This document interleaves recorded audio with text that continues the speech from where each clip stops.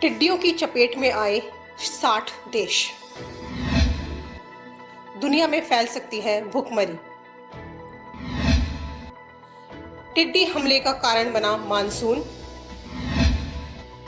बेहद कठिन है इन पर नियंत्रण पाना। एक ओर कोरोना वायरस तो दूसरी ओर टिड्डी। संयुक्त राष्ट्र की संस्था खाद्य एवं कृषि संगठन के मुताबिक टिड्डियों के कारण दुनिया भूखमरी के कगार पर पहुंच रही है। केवल भारत ही एक ऐसा देश नहीं है जो इसकी चपेट में है। भारत के साथ साथ दुनिया के 60 अन्य देश टिड्डियों की चपेट में हैं। आपको बता दें कि भारत में इस समय टिड्डी हमले का कारण मानसून रहा है। भारतीय उपमहाद्वीप में वर्ष 2019 में मानसून अच्छा रहा। मानसून जल्दी आया और देर तक रहा। टिड्डियों को पनपने के लिए नम मौसम की जरूरत होती है।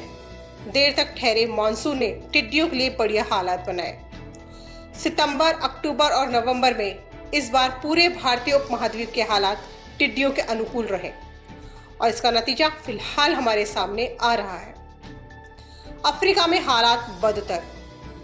सिर्फ भारतीय उपमहाद्वीप में ही नहीं, हिंद महासागर के नजदीक स्थित अफ्रीकी देश भी टिड्डी दलों के हमलों का सामना कर रहे हैं, खासकर केन्या। साथ ही खाड़ी के कई देशों में भी टिड्डी दल आतंक फैलाए हुए हैं, क्योंकि इस बार वहां भी अच्छी बारिश हुई। दुनिया के 60 देश टिड्डी दलों के हमलों की चपेट में हैं, जो कोरोना वायरस से पीड़ित देशों की संख्या से कहीं अधिक है। इनमें Somalia, Ethiopia, Kenya, Pakistan, Yemen, Iran, Saudi अरब, जिबूती, इरिट्रिया, युगांडा और दक्षिणी सूडान आदि देश शामिल हैं। पाकिस्तान तो टिड्डियों के सामने घुटने टेकने की स्थिति में आ गया है और इमरान सरकार ने आपातकालीन कदम भी उठाए हैं। पाकिस्तान और सोमालिया ने परेशान होकर इसे राष्ट्रीय आपदा घोषित कर दिया है। भारत में भी हालत खराब है। गुजरात और राजस्थान में इस संकट को राज्य सरकारों ने स्वीकार कर लिया है।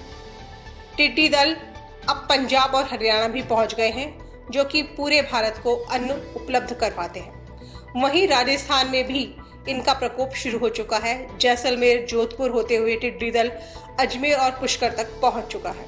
आपको बता दें कि 2019 की शुरुआत में टिड्डियों का पहला दल यमन, सऊदी अरब होते हुए ईरान, फिर पूर्वी अफ्रीका पहुंचा। बीते साल के अंत में इसके नए दल बने और कीनिया, जिबूती और इरिट्रिया तक पहुंच गए। बीते दशकों में सामने आया सबसे खतरनाक टिड्डी दल इस समय हॉर्न ऑफ अफ्रीका के घास के मैदानों और खेतों को नष्ट कर रहा है। टिड्डी दलों का ये हमले इस पूरे क्षेत्र में खाद्य संकट पैदा कर रहे हैं। टिड्डियों का ये दल सोमालिया और इथियोपिया में कहर बरपाने के बाद अब कीनियाई खेतों का अपना शिकार बना रहा है।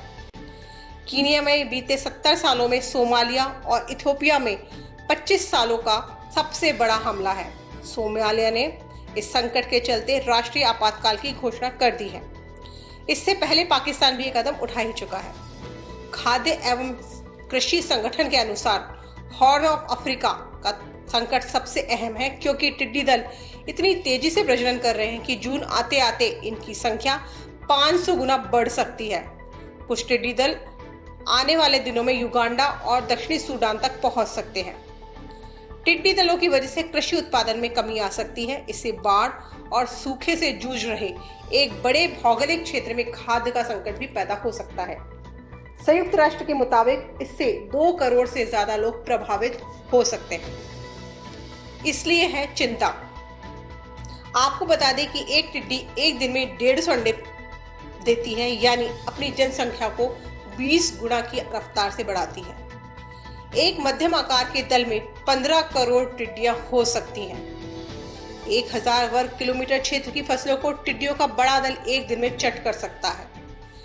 महज 1 सेंटीमीटर से लेकर अधिकतम 4 सेंटीमीटर लंबी टिड्डियां किस कदर भूखी होती हैं, इस बात का अंदाजा इसी से लगाया जा सकता है कि छोटे आकार वाले 4 करोड़ टिड्डियों का एक दल एक दिन में इतना खाद्य पदार्थ खा जाता है, जिससे 35,000 लोगों का पेट 2 दिन में आसानी से भरा जा सकता है। महंगा और कठिन काम है नियंत्रण पाना। महंगे कीटनाशकों की मदद से इन्हें नियंत्रित किया जाता है, लेकिन बड़े भाग में ज्यादा कीटनाशकों का इस्तेमाल बहुत महंगा साबित होता है, जिसे भारत जैसे देश के किसान नहीं उठा पाते।